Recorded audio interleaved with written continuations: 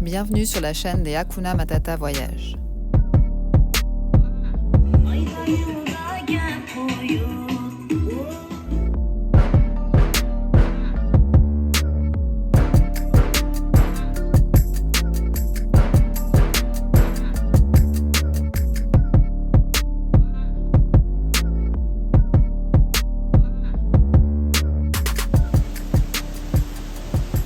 Une famille suisse décide de tout quitter. Nomade depuis 2019, on a décidé que chaque jour serait différent et d'aller découvrir le monde. Plus qu'un voyage, c'est devenu un mode de vie. Petit repas à l'extérieur, au marché, on est en train de chercher la lauderie. Alors, c'est pas mal. On a goûté Avant, samosa. On a mangé un samosa, là un burger poulet. Pour la modique somme de 200 roupies, mais c'est les roupies, hein, c'est ça, essaye 200 roupies pour 60, les... 60 centimes le burger. Et c'était 200 roupies les 4 samosas et ils étaient énormes, on les a mangés trop vite, on n'a pas eu le temps de partager. On en trouve partout alors. On avait faim, on n'a pas bien mangé les derniers jours. Ça c'est le marché local qu'on nous a conseillé ce matin. C'est là où on a acheté les burgers. Et là c'est là où on a acheté la glace. Les gens sont très souriants. On est un peu tout seul. Parce qu'hier on a cherché la lottery, mais il nous a annoncé 25 €, 25 $. Ouais, il a 25 $, mais c'est parce qu'il fait pièce après pièce, il compte les pièces en fait. C'est comme chez nous. Quand tu comptes les pièces, ça fait cher. Mais quand Normalement, tu vois c'est au kilo, mais tu vois. Quand tu vois le coût de la vie, c'est juste pas possible. Mais je pense pas que. Je sais pas. Ou alors c'est pour une autre gamme de personnes qui habitent ici. Parce que 25 francs pour une lessive, je pense qu'il n'y a pas 80% des gens qui peuvent le faire ici. Hein. Ouais.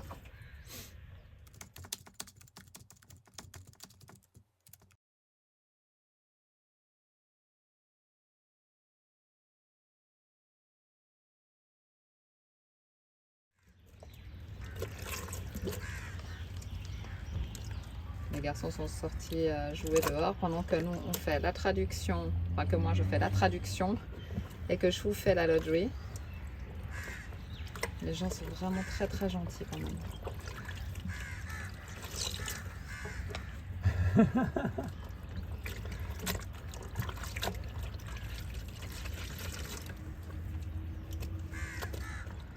Déjà 2 nuits qu'on est au Rose and Jasmine Garden. On s'est posé pour manger tranquillement. On est dans un parc. Ça fait vraiment du bien. On est vraiment au centre d'Islamabad. Hein. Je disais que les gens sont très gentils. Ouais, ils viennent à notre rencontre, ils viennent échanger. Forcément, ils sont curieux. Hein. On est posé là au milieu. Alors, il y a un autre endroit où les voyageurs se mettent. Mais on est tout dans le noir là-bas caché. Nous, on n'aime pas trop. Donc là, on est bien. C'est vraiment calme. Hein. Ça nous permet aussi d'échanger, d'apprendre sur la culture, comme d'habitude. En tout cas, sur les premières rencontres, le Pakistan, c'est vraiment un pays vraiment Très, très accueillant. très, très accueillant. Ouais. Ça, c'est notre grand jardin à Islamabad. On a même un endroit pour étendre le linge. Ah, c'est pas mal. Il n'y a personne, quand même. On n'aurait pas osé. Mais à défaut de trouver une lottery qui le fasse pour nous. On est à l'arrière du parc, il n'y a personne ici. Ouais. Je me serais pas permis de faire ça là-bas au milieu. Et nous, on est juste là. En voyage, tu es obligé de t'adapter. Hein. Donc là, effectivement, de faire sécher tout ce linge dans le camion, c'est juste impossible. On aurait pu faire en plusieurs fois. Mais c'est vrai que là, ça dérange personne. Hein. Donc, on en profite.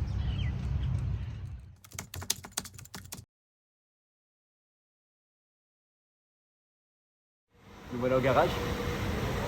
C'est tant attendu parce qu'on avait pas mal de kilomètres. On va changer, faire les services, changer d'huile, axe, pont, boîte de transfert. Et on est tombé dans ce garage parce qu'il y a d'autres voyageurs qui y étaient. Et le monsieur est très gentil. Donc on check un petit peu les prix et tout ça. Puis après on va attaquer le service. Islamabad est connu justement pour faire des voyageurs, pour faire tout ce qui est service parce que c'est vraiment de bonne qualité et pas cher. Ouais, bon, les huiles là, la Valvoline comme je voulais, c'est de l'huile américaine et c'est plus cher. Donc même tu peux faire plus de kilomètres avec, l'un dans l'autre tu te retrouves. Enfin bon, c'est un joli garage, tu as des vieilles voitures de collection, tu as un campeur là. UK, donc ça va être cool. Alors le verdict, hein, ça c'est l'huile des ponts. Donc c'est ce qu'il me disait, c'est qu'elle est pas très propre, mais il doit avoir un peu d'eau dedans. Donc ça c'est l'histoire de Natoé. Ah, quand Quand on est passé dans l'eau. Oui, tout le monde se souviendra de Natoé. C'est le moment de la changer, ça lui fera du bien.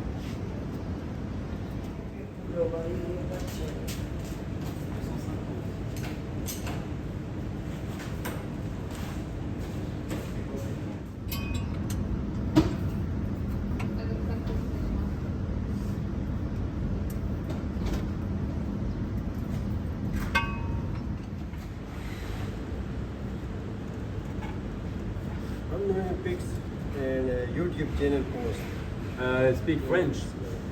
French. Ah yeah. After. No.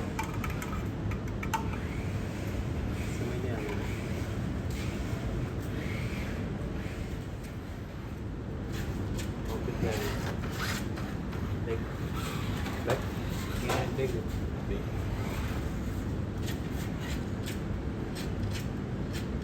Guess.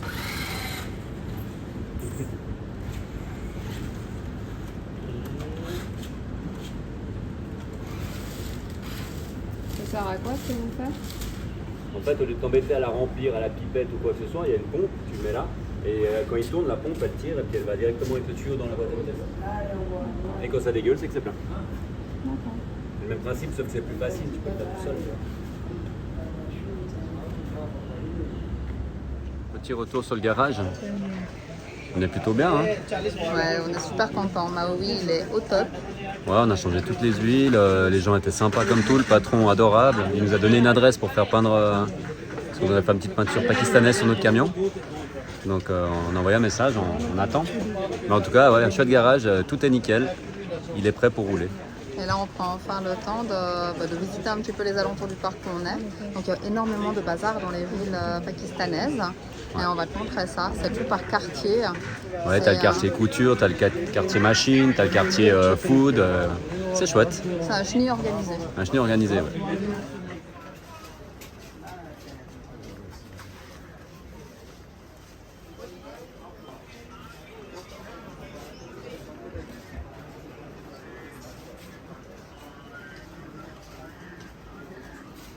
C'est le paradis de la couture.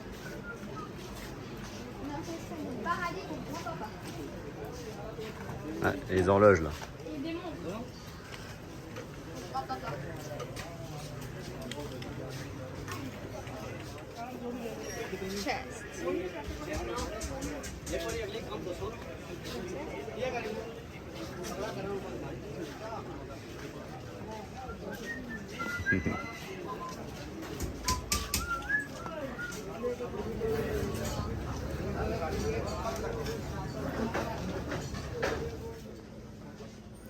Le quartier d'Appara est un quartier populaire.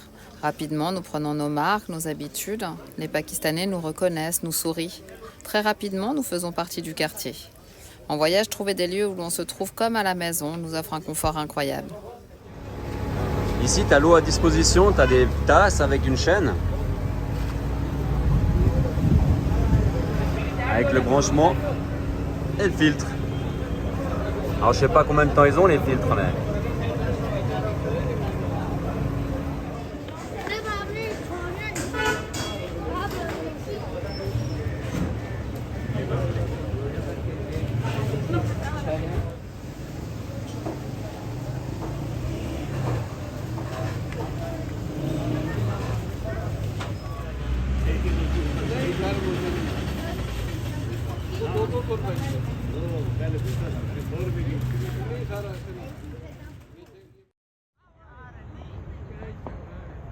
Alors là, c'est dans le parc où on est posé. Ils ont une petite initiation au sport national. Là, on voit Ilan et c'est Thibaut qui lance. Et paf!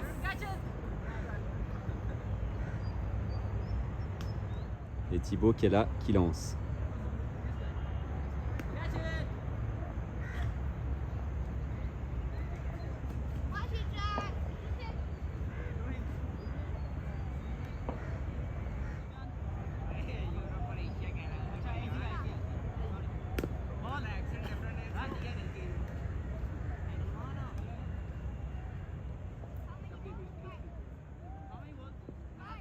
Depuis 5 ans, nous avons pris l'habitude d'être au plus près des locaux et cela se ressent avec nos enfants. Peu importe le pays, peu importe la langue, ils s'adaptent. Beaucoup pensent que le voyage réduit la vie sociale de nos enfants alors qu'au contraire, cela les ouvre au monde. Ils apprennent que la vraie richesse, c'est d'apprendre de chacun. Aujourd'hui, ils découvrent le cricket, sport le plus populaire du Pakistan. On y voit un peu plus clair dans nos réflexions pour notre itinéraire. Ouais, on a un peu checké tous les itinéraires possibles surtout. Parce que ça fait bien quelques jours quand même qu'on regarde dans quel sens faire. Parce qu'après nos péripéties, il s'avère, je me souviens plus si on l'avait déjà dit, que les visas, que de faire nos visas indiens au Pakistan est à ce jour impossible.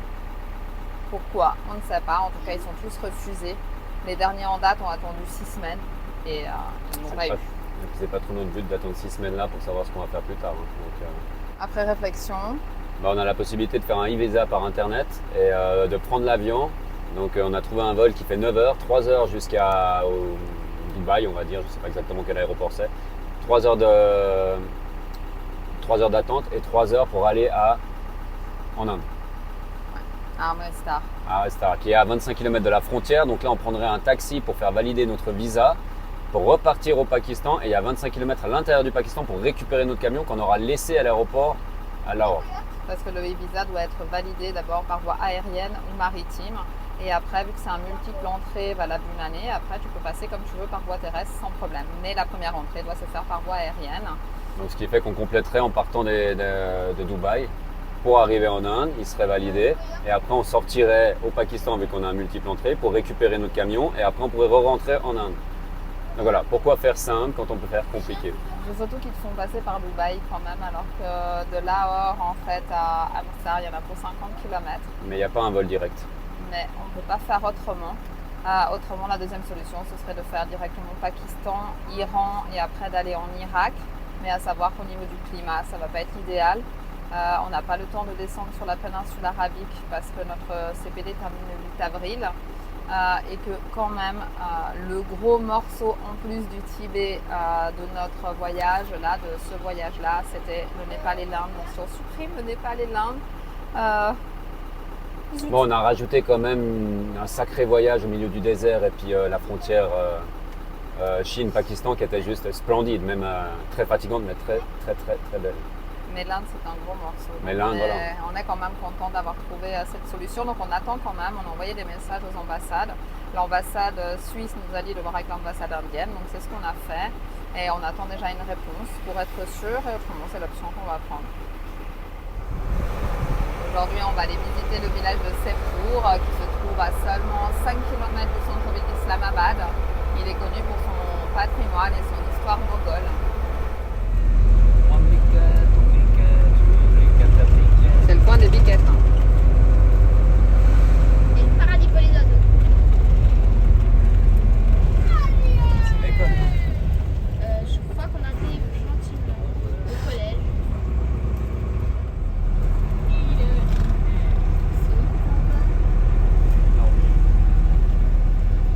C'est quoi ça là-bas? Les villages? C'est ça? Non, c'est le village là. Dans 500 mètres, on est arrivé au village. Sérieux? J'ai juste l'impression d'être un peu scruté dans ce village.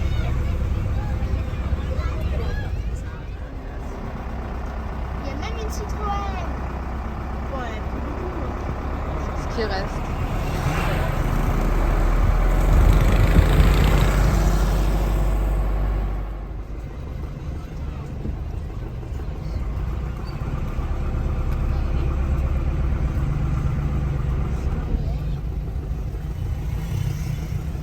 Jazz. Jazz cash. Fine, you. Il y a des enfants partout, j'ai pas trop vite quand même.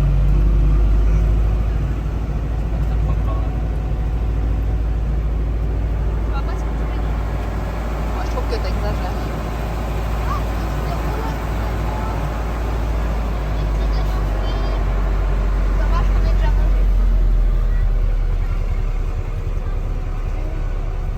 Le problème avec le Pakistan, c'est qu'il y a des choses à manger tout le temps. Ce n'est pas un vrai problème. Attention, devant.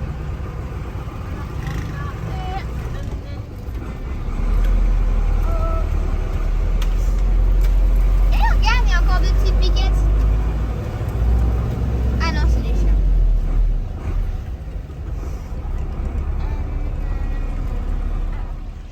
balade, on monte.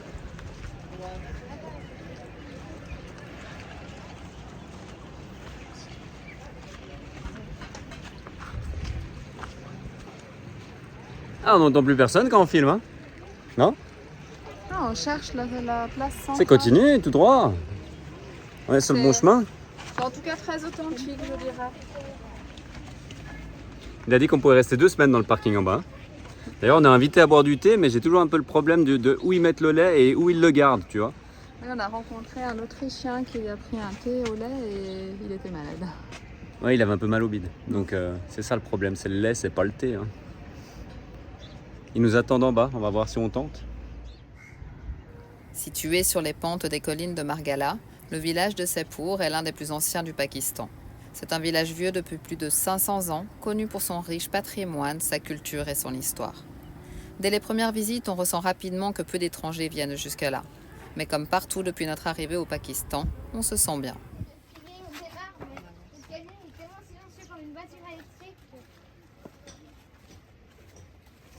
Sepur est un village multiculturel. Hindous, sikhs et musulmans cohabitaient paisiblement malgré leurs différentes religions.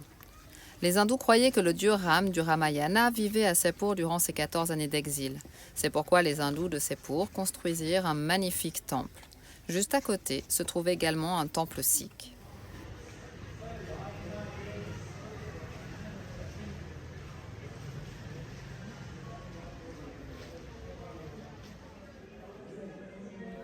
En 1947, tout a changé. Avec l'indépendance du Pakistan, hindous et sikhs craignaient de ne plus être en sécurité au Pakistan. Les hindous et les sikhs se sont enfuis. La partition a été un événement violent et le sort des hindous et des sikhs de Sepur demeure inconnu. Sepur est l'un des rares endroits où les temples de différentes religions sont si proches les uns des autres.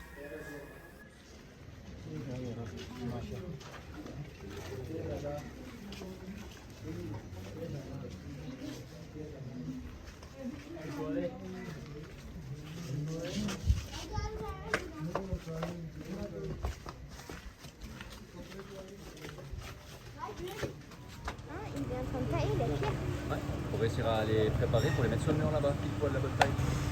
C'est Alice.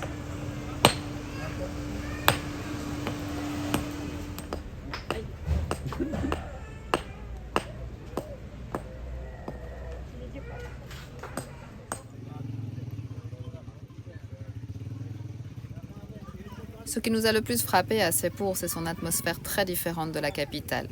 Si le quartier du temple est relativement propre, le village au-delà n'est certes pas destiné aux touristes étrangers, mais nous accueille volontiers. Sepur n'est peut-être plus le village le plus pittoresque, mais il montre le Pakistan rural tel qu'il est.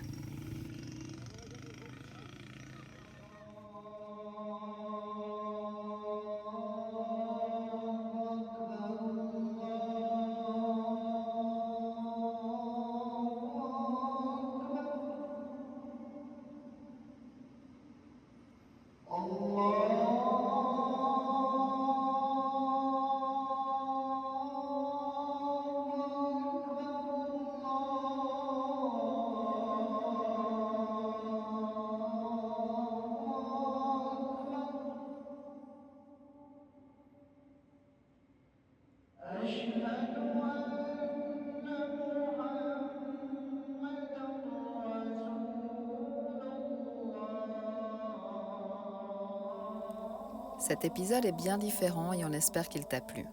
Le Pakistan reste un pays peu connu avec une histoire culturelle très riche.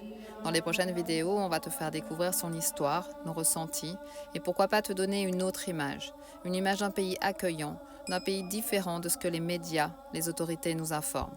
On te souhaite une belle semaine et on se retrouve samedi prochain.